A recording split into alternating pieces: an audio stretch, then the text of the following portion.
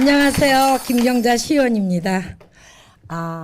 봄에 뿌린 씨앗이 그 뜨거운 여름에 그 햇살을 받아가지고 이제 마무리하는 걸 열매 맺고 이러는 걸 우리가 가을이라고 그러죠. 10월이 되면 가을이 왔다 그러죠.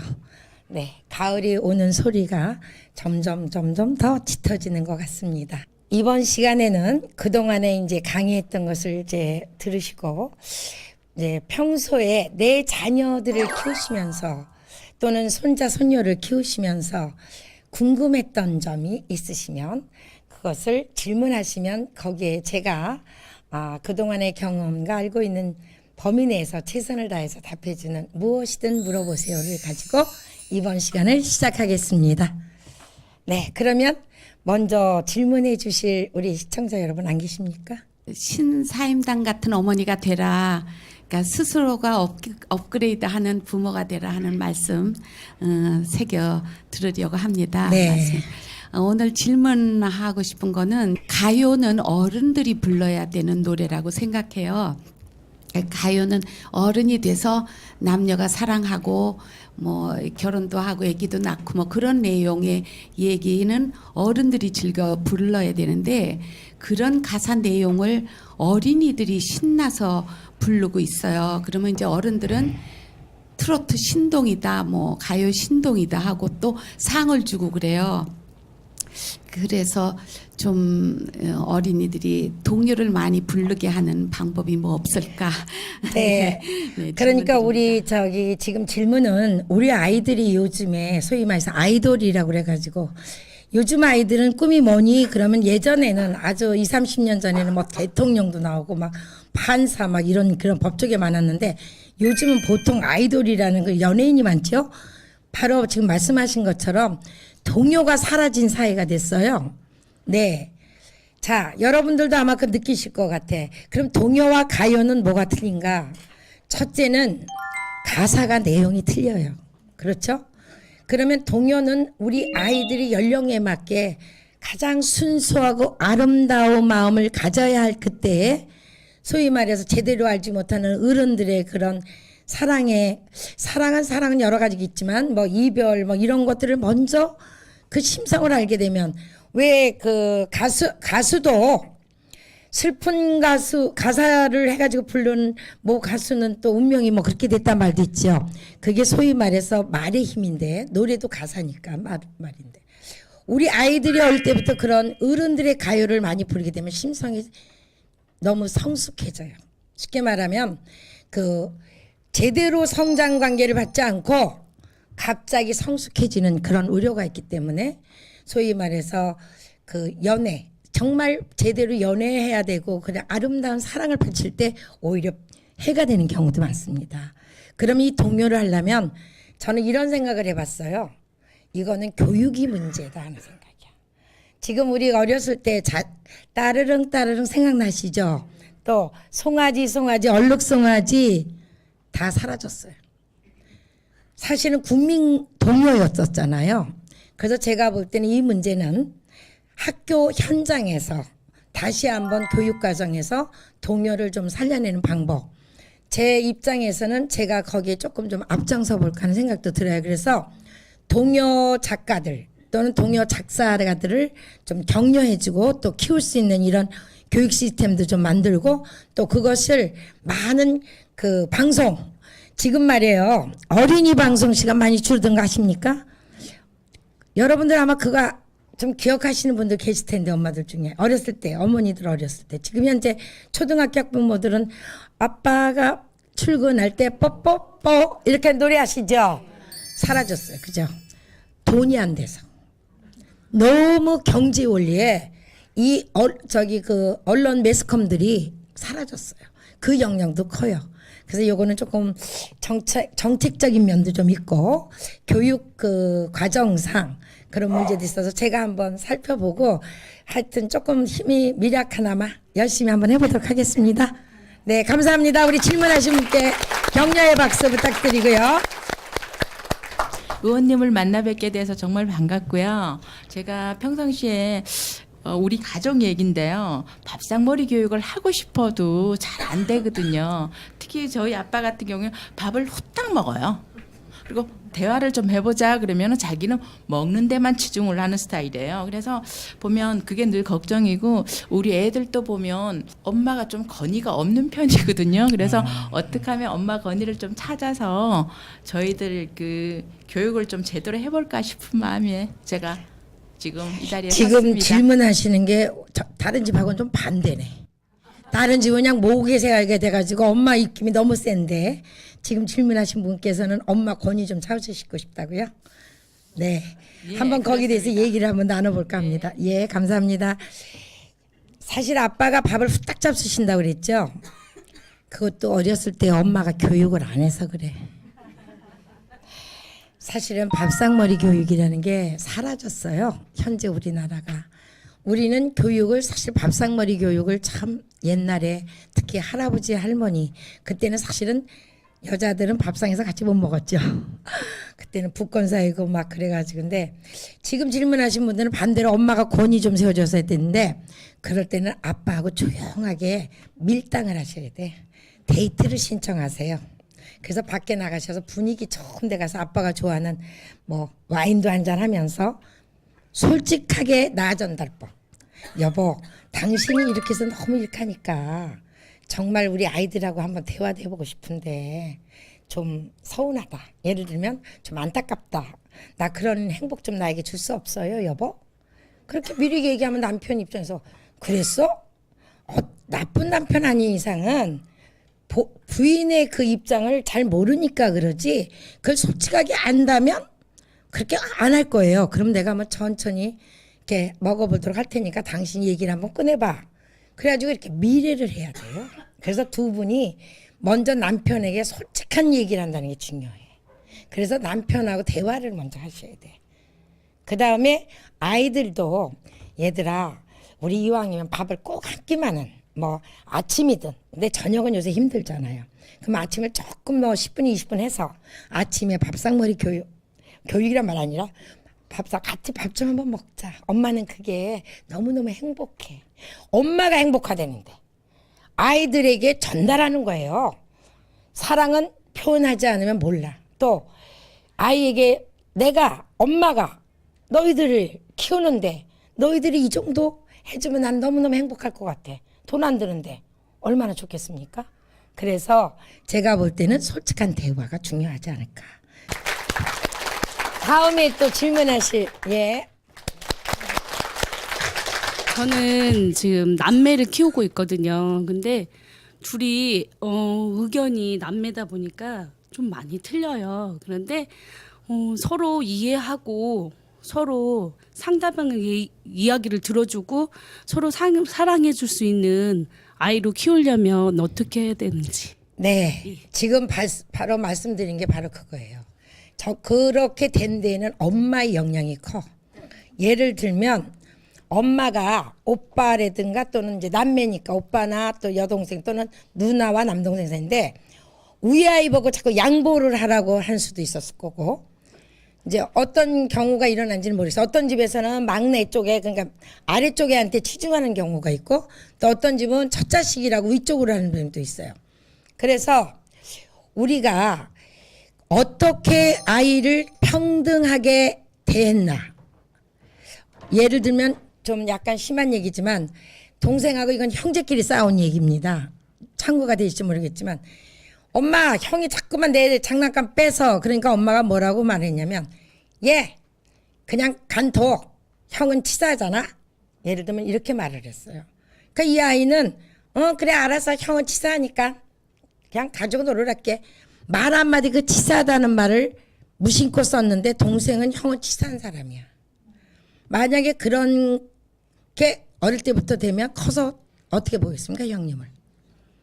아유 형님은 치사한 사람이야. 예를 들면 이렇게 말 한마디가 무심코 쓴 말 한마디가 두 형제 사이를 그렇게 만들어 놓을 수가 있어요. 그러면 가만히 생각을 하셔서 어떤 언어를 사용했나. 예를 들면 누나 같으면 남동생에게 누나가 어떤 문제에 괴롭혔다 그러면은 누나가 어떤 면에서 괴롭힘을 했니? 그러면 그걸 들어보시는 거야. 그때 동생에게 얘기를 해줘야 돼요. 엄마가 그 누나 입장이 돼보는 거야. 역지사지라고 했겠죠? 그때 이제 엄마가 얘기하는 거야. 그래, 내가 볼 때는 누나가 조금 속상했겠다. 이러면서 이해를 시켜주는 그런 습관을 조금 자주 하시는 게 좋을 거예요. 금방 못 고쳐지니까. 그래서 그 역지사지를 엄마가 돼가지고 아이하고 1대1로 얘기를 자꾸 해. 누나는 누나대로 동생 입장이 돼서 엄마가 얘기해주고. 그렇게 되면 조금 서로 이해하지 않을까요? 나중에 둘이 봤을 때. 그러니까 대화가 참 중요해요. 그러니까 말 한마디 조심 꼭 하셔야 됩니다. 형제 사이 이간하면 안 돼요. 큰일 나요. 네. 이 사회가 좀 이렇게 자신감을 가지고 살기에는 좀 굉장히 힘든 사회인 것 같아요. 그렇죠. 그래서 자녀들이 자존감을 갖고 살기 위해서는 좀 부모들이 어떻게 도움을 줘야 좋을까. 자존감을 키우는데, 예. 그게 뭐 연령별로 다른데 아까도 말씀드렸지만 그 연령에 따라서 어릴 때부터 어머니께서 너는 소중한 아이라는 것을 심어주셔야 돼요. 왜 노래 가사 있죠? 당신은 사랑받기 위해 태어났어요 하는 것처럼 내가 굉장히 소중하다는 걸 느껴야 돼요. 그 다음에 만약에 큰 어른이 같으면 뭐 20, 30대 같으면 부모님으로서 지금 당장 지금 청소년 문제가 굉장히 크잖아요. 청년들도 실업자 그런 건데 그거를 이제 국가 사회적으로 좀 풀어 나가야 되고 지금 제가 이제 엄마가 변해야 내 자녀가 행복하다 풀어는 한참 초등학교 유치원부터 이제 초등학교 중고등학교 학부모를 대상으로 하기 때문에 그런 아이에게는 계속 부모님께서 쪽지 편지 아시죠? 옛날에 도시락 편지 같은 거 좀 멋쩍으시면 메모를 해가지고 아이에다가 슬쩍 방에다든가 어디다 이렇게 해서 쪽지 편지를 써서 나는 네가 내 자녀로 내 아이로 태어나 준 게 너무 행복하다. 나는 자랑스럽다. 부족하지만 그렇게 자꾸 아이한테 주면 아이가 나는 우리 부모에게는 그래도 참 필요한 아이다. 필요 없다고 그래가지고 왜 참 자살하게 왜 쓴 거 있잖아요. 맨날 속만 썩였다고 왜 초등학교 아이가 부모한테 미안하다. 근데 필요한 아이다. 내가 있음을 해서 우리 부모님이 행복하다고 느낀다. 자랑스럽게 느낀다는 걸 써주는 거죠. 인정해 주는 거예요. 바로. 인정을 어릴 때부터 해주면 그 아이는 자존감과 자긍심과 자부심이 생겨요. 그래서 지금이라도 부족하지만 난 네가 내 자녀인 게 너무너무 행복하다. 그리고 참 자랑스럽다. 이렇게 자꾸 해주시는 것이 어떨까. 그러면 그 자녀가 좀 자긍심을 느끼지 않을까 하는 생각이 드는데요. 여러분 어떠십니까? 그렇죠? 인정해주고 네 사랑받고 있다라는 게 그게 가장 중요한 것 같아요. 네.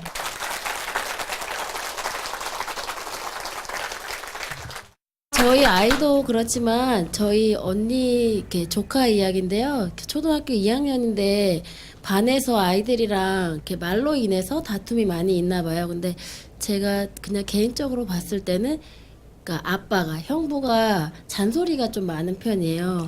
그래서 친구들한테 이렇게 친구들이 느끼기에 간섭하는 말을 많이 하는 것 같거든요. 그래서 그걸 어떻게 지도하면 좋을지. 사실 여기서 엄마라는 거는 상징이고요. 아까도 처음에 말씀드렸지만 아빠도 할아버지도 할머니도 고모도 또는 뭐 선생님도 유치원 원장 뭐 다 똑같아요. 그죠?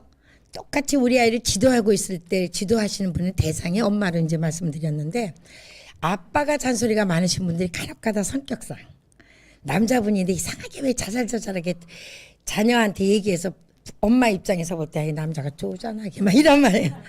그건 어쩔 수가 없어요. 그 아빠 자신의 성격도 있고 또 어렸을 때 그렇게 교육을 받아서 그래요. 그럴 때는 진짜 거기도 또 부부가 그 언니에게 조카라고 그러셨는데 말씀을 드려서 두 분이 얘기를 나눌 수밖에 없어요. 그래서 그 아이가 아빠한테 잔소리를 많이 받기 때문에 자기도 모르게 또 학교 가서 그렇게 하는 거예요. 잘못하면 왕따 돼요. 왕따가 뭡니까? 아이들이 싫어하는 거 하면 왕따 되는 거죠. 그러다 보면 어떻게 됩니까? 외롭고 소외감 느끼는 거죠. 그래서 부부가 같이 대화를 나누도록 해야 돼요. 그래서 되도록이면 앞으로 조카한테 잔소리를 하지 않도록. 잔소리에는 두 가지가 있다고 그랬죠. 좋은 잔소리와 나쁜 잔소리가 있는데 좋은 잔소리는 뭐냐면 애가 부족할 때 이렇게 하는 게 어떻겠니? 해주는 건 잔소리라도 좋은 잔소리인데 화가 나거나 자기가 넌 하는 짓이 맨날 왜 이렇게 하자고 이렇게 하지 마 이렇게 하지 마 이것도 잔소리예요. 그렇게 부정적으로 하는 잔소리를 자꾸 많이 하면 그 애가 학교 가서 친구들한테도 너 그렇게 하지 마. 내가 주워. 막 자기도 모르게 애가 막 시키는 거예요. 네. 그러다 보면 애들이 입장에서 별로 인기가 없죠. 제가 볼 때는 언니가 형부랑 같이 그러니까 남편과 같이 얘기를 할 수 있는 걸 오늘 이런 강의를 들었는데 언니 저기 앱을 꺼내가지고 BTN 앱을 꺼내가지고 한번 처음부터 들어보세요. 그러세요. 거기에 아마 그런 대화가 제가 먼저 한 적도 있어요.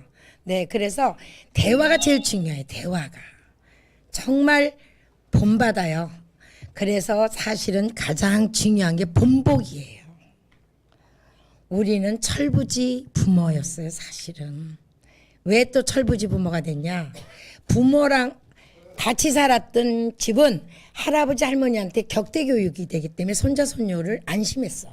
근데 이게 핵가족이 되면서 교육을 받아본 적이 없고 어느 날 갑자기 부모가 됐어요. 준비도 없이. 사실 우리가 결혼을 하려도 몇십 년까지 준비는 아니지.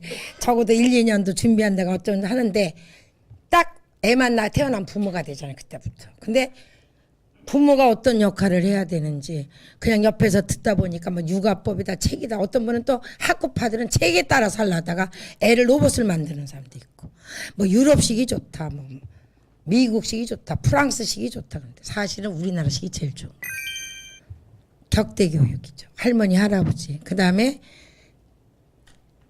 기본이 기본 사랑이 사랑 관심 대화 표현 제일 중요해요. 그래서 내가 과연 지금 하고 있는 게 너무 잔소리가 이게 심한 거 아닌가 이렇게 좀 스스로 반성을 해보는 게 좋을 것 같아요.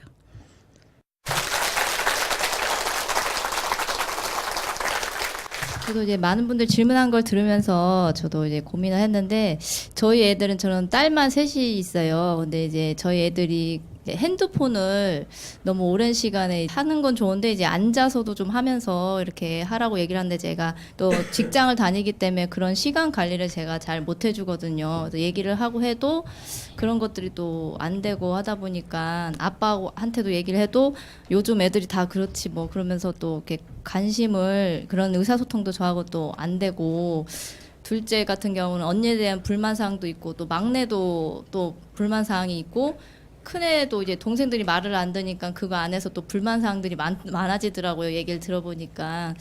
그런 것들을 이제 스마트폰에 대한 그런 거를 좀 어떻게 얘기를 좀 잘 해줘야 될지. 네, 우리 질문하신 어머니께서는 우리 세 자녀가 스마트폰 소위 말해서 중독이야, 그죠? 네, 두 네. 명이 지금 그래요. 초등학생은 네. 아직은 없어요. 사실 이 문제는 저 어머니 한 분의 문제가 아니에요. 이거는 지금 현재 대한민국이 아니라 전 세계적으로 현재 초등학생부터 중고등학교 또는 어른들까지도 문제가 되어 있습니다. 소위 말해서 중독입니다. 중독은 아시다시피 하나에 너무 빠지는 거죠. 중독은 좋은 중독은 없어요. 있을까? 제가 볼 때는 없어요. 공부도 너무 중독되면 안 돼요. 자, 그럼 스마트폰 중독은 어떻게 해야 되나? 먼저 아이를 한번 살펴봐야 돼요. 시간이 얼마 정도인가. 너무 과하다 싶을 때는 상담을 해야 돼요. 그건 어쩔 수 없습니다. 그래서 빨리 고쳐야 돼요. 그건 부모님이 못 고쳐줘요. 요즘에 보건소에 중독센터가 생겼어요. 스마트폰 중독. 그러니까 우리 아이가 지금 몇 시간 동안이다. 그 다음에 또 하나는 누워서 본다. 또는 요새 거북모라는 게 있고요. 척추 측만증이라는 새로운 아주 병들이 많이 생기고 있어요. 그것이 전부 컴퓨터와 스마트폰 때문에 생기는 거예요. 이 척추는 우리 몸의 중심을 잡아주고 있는데 이게 거북목이 되면 오장육부가 달라집니다. 아까 자녀의 건강지도에 대해서도 얘기 드렸듯이. 그래서 또 하나는 무조건 또 막 정말 화를 내거나 분노를 하게 되면 아이들에게 굉장히 더 나쁜 영향을 줘요. 그럴 때는 오히려 한 명 한 명을 조용하게 불러서 엄마의 심정을 얘기를 하셔야 돼요. 왜냐하면 지금 네가 그러면 그 아이도 알아요. 자꾸만 거기에 자기가 빠져 있다는 걸. 다른 게 하기 싫거든. 그래서 엄마의 마음을 솔직하게 얘기해 줘야 돼. 정말 엄마는 걱정이 난다. 나의 그걸 소위 말해서 대화법 중에 나전달법이라고 그래. 엄마의 마음. 나 영희야, 네가 말이야 너무 누워서 막 이렇게 되면 눈이 나빠질까 봐 걱정이야. 눈이 얼마나 소중하니? 우리 예쁜 딸 눈이 얼마나 그래 엄마 미안해. 내가 자꾸만 이렇게 눕게 되네. 애도 알아요. 그래서 솔직하게 대화를 1대1로 해야 돼요. 한꺼번에 녹화하면 안 돼요. 그 아이 처한 것을 가지고. 그 다음에 이게 너무 과하다 싶을 때는 전문적으로 조금 받을 필요도 있어요. 근데 대부분은 지금 현재 20%가 넘는다는 얘기를 들었어요. 그래서 국가에서 예산까지 지금 편성했어요. 스마트폰 중독 그 치료 효과로. 지금 이게 굉장히 심각해요. 아주 큰 문제를 이슈를 주셨습니다. 그래서 먼저 1대1로 대화를 해서 엄마의 입장을 솔직하게 얘기하세요. 걱정이 된단다. 이렇게. 네. 또 얘기를 나누다 보니까 사실 이 대답이 사실은 좀 소홀했죠. 왜냐하면 한 가지만 갖고도 몇 시간씩 또 서로 나눠야 되고 또 제가 분야별로 또 전문적은 아니고 또 제가 교직 생활을 할 동안에는 이런 스마트폰 중독이라는 건 들어보지도 않았지만 이제 문제는 그때 당시로 이제 아이들이 가장 중요한 건 우리 아이들이 성격을 제대로 아는 거예요. 성격. 그다음에 요새 ADHD라는 거 아시죠? 왜 그 불안정하는 거. 처음에는 그거를 애가 나댄다고만 생각을 했는데 그것도 일종의 정신병이에요. 그 유전적인 게 한 30% 정도 되고 후천적인 게 한 70% 돼요. 그런 걸 좀 전문적으로 치료를 받아야 돼요. 그래서 내 자녀의 건강을 세심하게 살펴보는 그런 것도 중요하고요. 이 외에도 여러 가지 있는데 다음 20강에서는 또 못다한 질문을 가지고 여러분들을 만나볼까 합니다. 엄마가 변해야 내 자녀가 행복하다. 다음 시간에 또 찾아뵙도록 하겠습니다. 고맙습니다. 날마다 좋은 날 되세요. 감사합니다.